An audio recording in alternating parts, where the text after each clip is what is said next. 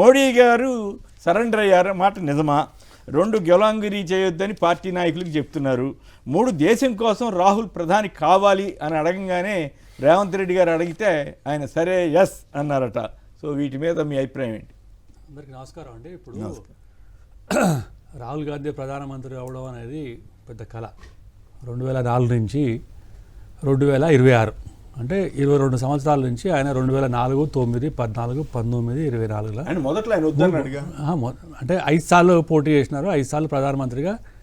ఇవాళ ఏదో అక్కడ ఎవరు లేకుంటే అంటే లీడర్ ఆఫ్ అపోజిషన్ అంటే పొజిషన్ వచ్చింది అన్నట్టు. ఏమంటున్నా అంటే లీడర్ ఆఫ్ అపోజిషన్ అంటే చాలా హుందాకపోయినదంటే పొజిషన్ అన్నట్టు. అంటే ఆ పొజిషన్కు లీడర్ ఆఫ్ అపోజిషన్ అంటే ప్రధానమంత్రి తర్వాత నెక్స్ట్ వచ్చే పొజిషన్, అది ఇంపార్టెన్స్ వచ్చే పొజిషన్ అన్నట్టు. ఇవాళ రాహుల్ గాంధీ గారు ఎట్లా అంటే దేశాన్ని, ప్రధానమంత్రిని, దేశ ప్రజలను, డెమోక్రసీను, ఎలక్షన్ కమిషను మీరు ఏది దొరుకుతుందో పెట్టుకొని రాజ్యాంగం పుస్తకం పట్టుకొని ప్రపంచ దేశంలో ఉన్న అన్ని యూనివర్సిటీస్కి వెళ్ళి ఆడ మన దేశాన్ని తక్కువ చేసే ఒక ఏదంటే ప్రక్రియను ఏంటంటే మొదలుపెట్టినారు. మీరు ఎక్కడైనా చూడండి, మీరు దేశం గురించి తక్కువ మాట్లాడుతున్నాడు. సరే మోదీ గారి గురించి తక్కువ మాట్లాడినా, మోదీ గారు ఏంటంటే విధి విధాలకు తక్కువ మాట్లాడినాడు అంటే అపోజిషన్ పార్టీ కాబట్టి మనం యాక్సెప్ట్ చేయొచ్చు.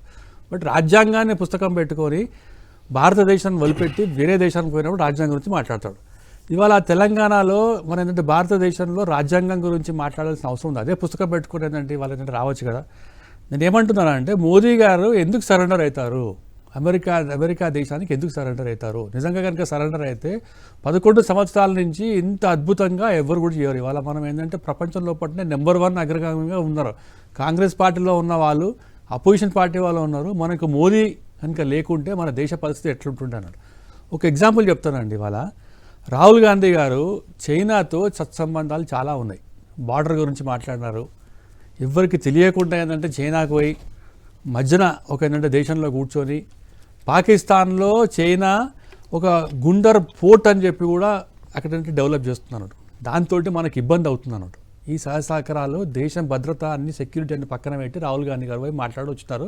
ఇది పబ్లిక్ డొమైన్లో కూడా వచ్చింది అన్నట్టు. ఇదే మోదీ గారు ఏం చేసినారంటే పాకిస్తాన్ను బైపాస్ చేసుకుంటూ ఆఫ్ఘనిస్తాను సెంట్రల్ ఏషియా తోటి మనకు సత్సంబంధాలు ఉండాలని చెప్పి ఇరాన్లో చిబ్బర్ పోర్ట్ పెట్టినారు అన్నట్టు. చిబ్బర్ పోర్ట్ అంటే ఇండియన్ సపోర్ట్ తోటి 10 సంవత్సరాలు మనకు అగ్రిమెంట్ చేసుకున్నాం. అంటే మన క్రూడ్ ఆయిల్ కానీ లేకుంటే నిత్యావసర వస్తువులు కానీ రావాల్సినాడు. ఇది తేడా. ఇక్కడనేమో మన శత్రు దేశం. ఇరాన్ ప్రస్తావన తెచ్చారు కాబట్టి ఒక మాట అడగాల్సిన బాధ్యత నా మీద ఉంది. చెప్పండి, ఇరాన్ పై దాడిని మోడీ గారు ఖండించారా? భారత ప్రభుత్వం ఖండించిందా? ఇజ్రాయెల్ కరెక్ట్గా ఈయన ఇజ్రాయెల్కి వెళ్ళటం, తర్వాత మళ్ళీ ఇదంతా జరగటం, ఈ నేపథ్యంలో ఇంతవరకు ఏమి ఖండించినట్లుగా నాకైతే ఖండించారా? ఇప్పుడు ఒకటండి, ఇప్పుడు మనం ఇప్పుడు మోదీ గారు ఒక ఇరాన్కో, ఇజ్రాయెల్కో లేకుంటే అమెరికాకో దాసోహం కాదు. ప్రపంచం దేశంలోనే నెంబర్ 1గా ఉంటున్నాం. మనం ఎప్పుడు కూడా ఒకటే అంటున్నాం. మనం ఎప్పుడు కూడా ఏంటంటే కాంగ్రెస్ ఇచ్చిన 60 సంవత్సరాల మనకి ఇచ్చిన ఏంటంటే రాజ్యాధికారం దాడి చేయటాన్ని కానీ ఇరాన్ కూడా తప్పులు చేసి దాడి చేయటాన్ని మీరు సమర్థిస్తారా? సార్ ఇప్పుడు ఇరాన్ తోటి దాడి చేసిన సమర్థిస్తారా, అమెరికా సమర్థిస్తున్నాను కాదు. ఇరాన్ పైన దాడి చేసిన దానికి కారణాలు ఏంటి? ఎందుకంటే ఇరాన్లో చాలా ఉగ్రవాద సంస్థలు ఉన్నాయి. అక్కడ ఉగ్రవాద సంస్థలు, దానికి మనం ఏంటంటే సపోర్ట్ చేస్తామా లేకుంటే అపోజ్ చేస్తామా అన్నట్టు. ఇదే కాంగ్రెస్ పార్టీ ఇవాళ పుల్వామాలో కానీ ఇంకా ఏంటంటే ఉగ్రవాద దాడులు జమ్మూ అండ్ కాశ్మీర్ జరుగుతుందంటే ఒక్క మాట కూడా మాట్లాడలేదు. కానీ ఇరాన్ పైన దాడి చేస్తుందంటే మనం నిరసన ప్రదర్శన చేస్తున్నాం అన్నాడు. దీనికి మనం వ్యతిరేకమా లేకుంటే సమర్థించడం అని అంటున్నాడు.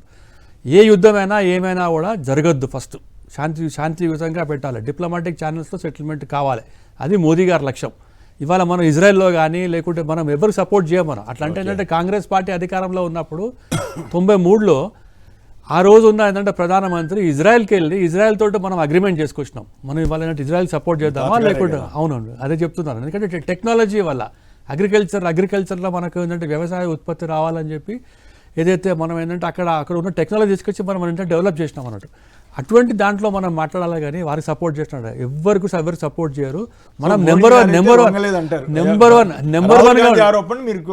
తిప్పికొట్టాం. మనం ఏంటంటే నెంబర్ 1 ఉండాలి. కాంగ్రెస్ పార్టీ 60 సంవత్సరాలు ఎప్పుడు కూడా మనం గులాంగిరీ చేసే దాంట్లో పోయినాం. కానీ మనం ఏంటంటే ఇవాళ నెంబర్ 1 మనం ఏంటంటే మనం అధికారం ఎప్పుడు తీసుకొస్తామంటే మనం అధికారం ఇవాళ ప్రధాని పదవికి ఒప్పుకున్నారట కదా సార్. రాజశేఖర రెడ్డి గారు ఉన్నప్పుడు రాజశేఖర రెడ్డి ఉన్నప్పుడు చాలా ఆయనకి ఎంత మోటివేట్ చేసినారంటే, అయ్యా నువ్వు ఏంటంటే ప్రధానమంత్రిగా గాంధీ కూటమి అవును. తెలంగాణలో కాంగ్రెస్ పార్టీ ఆ రోజు 33 పార్లమెంట్ స్థానాలు వచ్చింది అన్నట్టు. ఏపీ ఏపీ ఉందండి 33 స్థానాలు. తెలంగాణ ఆంధ్రప్రదేశ్ వల్లనే ప్రధానమంత్రి మనకేంటంటే యూపీఏ 2 వచ్చింది అన్న. కానీ ఆ రోజు ఏంటంటే నిజంగా కనుక నాయకత్వ లక్ష్యం ఉంటే ఆ రోజు ఆయన ఏంటంటే ప్రధానమంత్రిగా కావాల్సిన బాధ్యత ఉండే. కానీ ఆయనకు కాంగ్రెస్ పార్టీ అధికారం ఇచ్చిన తర్వాత, కాంగ్రెస్ పార్టీ అధ్యక్షుడు ఇచ్చిన తర్వాత కూడా ఒక ప్రధానమంత్రిని కూడా అవమానం చేసిన ఘనత కూడా రాహుల్ గాంధీకి ఉంది. వారి ప్రధానమంత్రి, మా ప్రధానమంత్రి మన్మోహన్ సింగ్ అని ఒక ఏంటంటే ఆర్డినెన్స్ తీసుకొచ్చి చింపేసినారు. ఇవాళ రాహుల్ గాంధీ గారు ఏంటంటే ఫోర్స్ఫుల్గా అసలు ప్రధానమంత్రి ఎట్లా అవుతాడు అని చెప్పి 3 రాష్ట్రాల్లో అధికారం ఉన్న కాంగ్రెస్ పార్టీ ప్రధానమంత్రి ఎట్లా అవుతాడు? ఏమన్నా సీట్లు ఉన్న బీజేపీ అంటే బీజేపీ కావాలి కానీ కాంగ్రెస్ పార్టీ కాదు. Congress party nose dive. అందుకే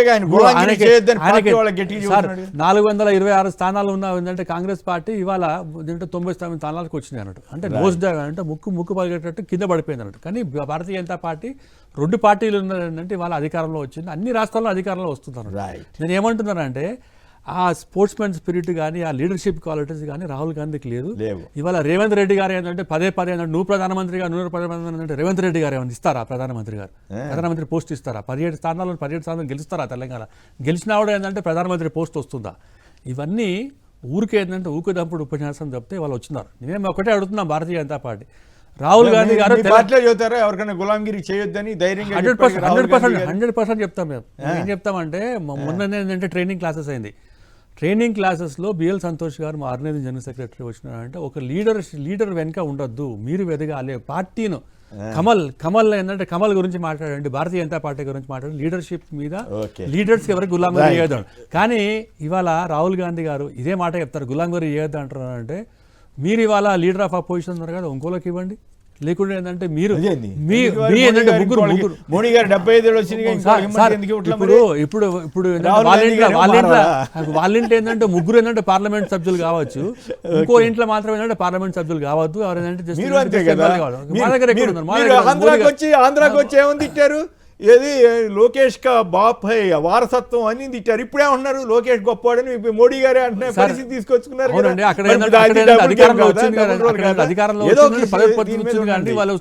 ఏదో ఒక విధానం మీద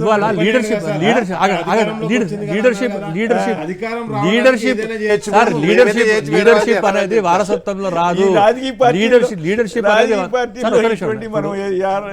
లీడర్షిప్ అనేది వారసత్వంలో రాదు. వారసత్వంలో వచ్చింది జగన్మోహన్ రెడ్డి గారు, కేటీఆర్ గారు. కానీ రాహుల్ గాంధీ మాట మాట్లాడు ఒకటే చెప్తున్నా, కేటీఆర్ గారు అయ్యారు, జగన్మోహన్ రెడ్డి గారు అంటే రాహుల్ గాంధీ గారు కాదు లీడర్షిప్. మాధవరావు సింగ్ కొడుకుని తీసుకొచ్చుకోండి, చెప్తున్నా లీడర్షిప్ క్వాలిటీస్ ఉన్న వాళ్ళు అయినారు.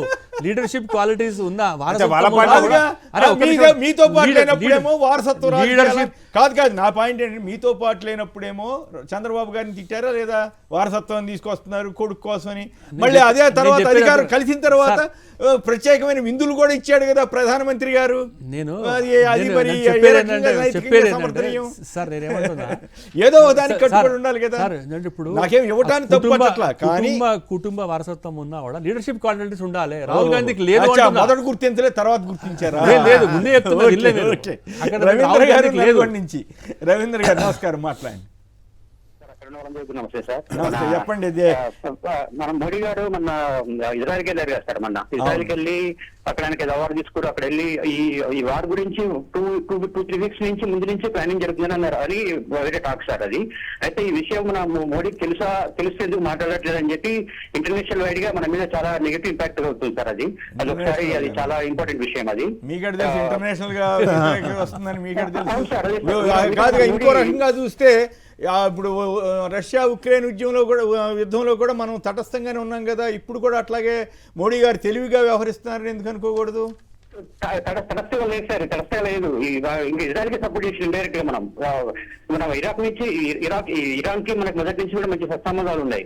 మన ఇంతకుముందున్న ప్రధానమంత్రులు పి నరసింహారావు కానీ మన్మోహన్ సింగ్ గారు ఉన్న విదేశాంగ విధానంలో చాలా మంచిగా ఉండే. ఇప్పుడు అక్కడ ఉన్న బిజెపి ప్రతినిధిని అడుగుతున్నా సార్ నేను. ఆయన పి నరసింహారావు మనవడిగా విదేశాంగ విధానంలో అక్కడున్న ప్రధానమంత్రి మంచిగా ఉన్నారా, ఇప్పుడున్న మోడీది బాగుందా? మన చుట్టుపక్కల దేశాలు ఏ అంటే దేశం కూడా ఆయన ఇరుకులు పెడుతున్నారా లేదు. తాతగారికి మద్దతు ఇస్తాడా లేకపోతే మోడీ లేదు, చెప్తాను సార్. ఒక్కసారి ప్రధానమంత్రి పొజిషన్ వచ్చిన తర్వాత ఒక నిమిషం ఉండండి. ప్రధానమంత్రి పొజిషన్ వచ్చిన తర్వాత దేశం కోసం ఆలోచించాలి, నేషన్ ఫస్ట్ అని చెప్పాలి, నేను నా కుటుంబం పార్టీ అని చెప్పదు. అట్లా కాంగ్రెస్ పార్టీలో ఉన్న పివి నరసింహారావు గారు దేశం కోసం ఆలోచించినారు. తర్వాత వచ్చిన ఏదైతే ఏంటంటే మొత్తం ఏంటంటే కాంగ్రెస్ పార్టీ వాళ్ళ నాయకులు ఏంటంటే మా కోసం మా కుటుంబం కోసం ఆలోచించినారు తప్పితే దేశం కోసం ఆలోచించారు. అటు మోడీని సమర్థించారు, ఇటు పివిని సమర్థించారు. దేశం కోసం ఆలోచించినారు కదా, అందుకోసం ఏంటంటే ఇజ్రాయెల్ టెక్నాలజీ ఏదైనా తాతగారిని గౌరవించారు, సంతోషం. అటు తాతగారికి సమర్థన ఇచ్చాడు, మోడీ గారికి డెవలప్మెంట్ సార్. ఏంటంటే ఇప్పుడు డెవలప్మెంట్ అవుతుంది కాబట్టి డెవలప్మెంట్ Okay. చేయాలని